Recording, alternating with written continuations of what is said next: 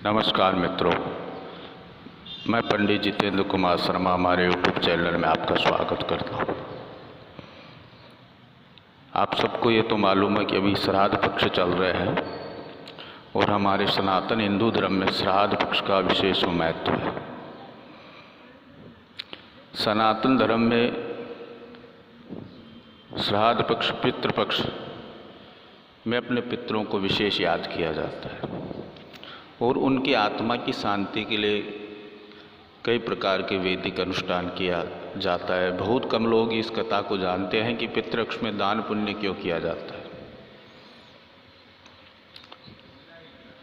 इसमें एक विशेष कथा है।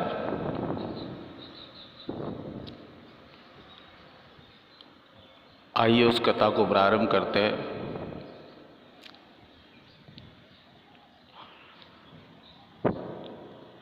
पितृपक्ष में दान पुण्य क्यों किया जाता है और करण के कारण ही पितृपक्ष मानने की परंपरा की शुरुआत हुई है। पुराणों के अनुसार पितृपक्ष में दान पुण्य करने से व्यक्ति की आत्मा को स्वर्गलोक की प्राप्ति होती है। आइए हम दानवीर कर्ण से जुड़ी कुछ कथा के बारे में बात करते हैं।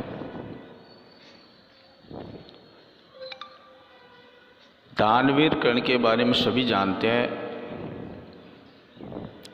कि कर्ण देवी कुंती के बड़े पुत्र थे, ज्येष्ठ पुत्र थे तथा सूर्य देव के पुत्र है और उन्होंने अपना वचन पूर्ण करने के लिए अपना सुरक्षा कवच तक दान कर दिया था। जीवन भर कर्ण ने गरीब और जरूरतमंदों को धन, स्वर्ण आदि देकर और अपने दर पर आने वाले किसी भी गरीब व्यक्ति को खाली हाथ नहीं जाने दिया, परंतु उन्होंने कभी अन्न का दान नहीं दिया। अपने अंतिम समय में जब कर्ण ने पृथ्वी लोक छोड़ा वो स्वर्ग को गए तो उन्होंने सोने और धन के अलावा कुछ भी दान नहीं दिया।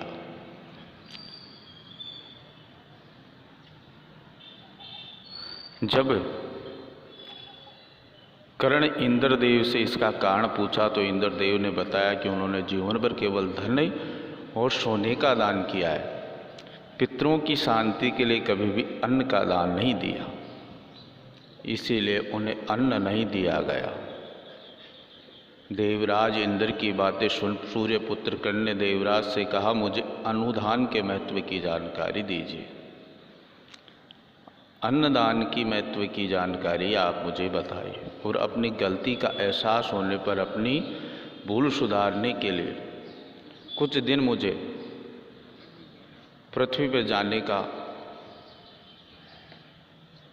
आदेश किए। इंद्रदेव से आग्रह करने लगे। तब उन्हें कुछ दिनों के लिए पृथ्वी पर भेजा गया। धरती पर आने के बाद कर्ण ने अपने पूर्वजों को याद किया, उनकी आत्मा की शांति के तर्पण किया और भूखे गरीबों को अन्न का दान दिया, तर्पण श्राद्ध आदि किया।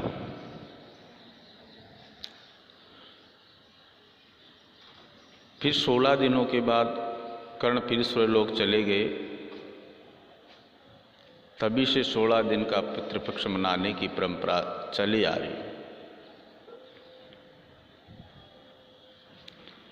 और इन दिनों में लोग अपने पितरों को याद कर भोजन का आयोजन करते हैं तथा अपने पितरों को पसंद का भोजन किसी ब्राह्मण पंडित को करवाते हैं।